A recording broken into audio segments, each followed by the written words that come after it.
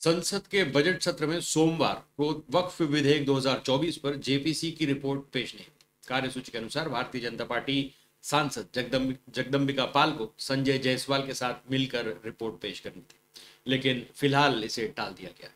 जगदम्बिका प्रसाद ने बताया कि आज रिपोर्ट पेश नहीं हो रही है। अब जब स्पीकर साहब इसे अपने एजेंडे पर रखेंगे तब हम इसे पेश करेंगे।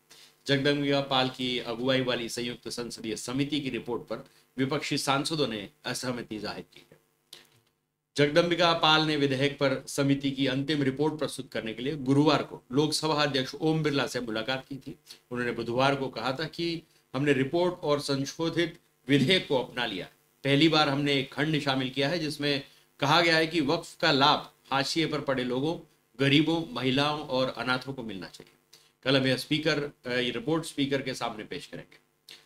पाल ने कहा कि हमारे समक्ष 44 खंड थे, जिसमें 14 खंडों में सदस्यों द्वारा संशोधित प्रस्ताव किए गए थे। हमने बहुमत से मतदान करा और फिर इन संशोधनों को स्वीकार कर लिया गया।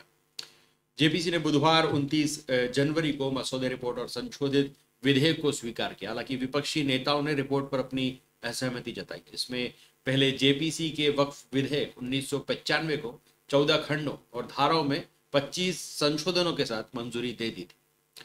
एआईएमआईएम के असदुद्दीन ओवैसी ने दावा किया कि जेपीसी रिपोर्ट पर उनके असहमति नोट के कुछ हिस्से को हटा दिया गया। उनके अनुसार उसमें सिर्फ तथ्य बताए गए थे।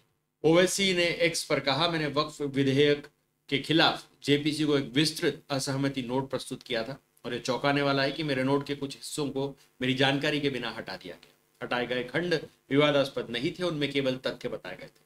ओवैसी ने यह भी पूछा कि जेपीसी अध्यक्ष जगदम्बिका पाल विपक्षी आवाज क्यों दबा रहे, जबकि उन्हें वह रिपोर्ट मिल गई है जो वो चाहते थे। वक्फ संपत्तियों को विनियमित करने के लिए बनाए गए वक्फ अधिनियम 1995 को लंबे समय से कुप्रबंधन, भ्रष्टाचार और अतिक्रमण जैसे मुद्दों के लिए काफी उसकी आलोचना की जाती रही।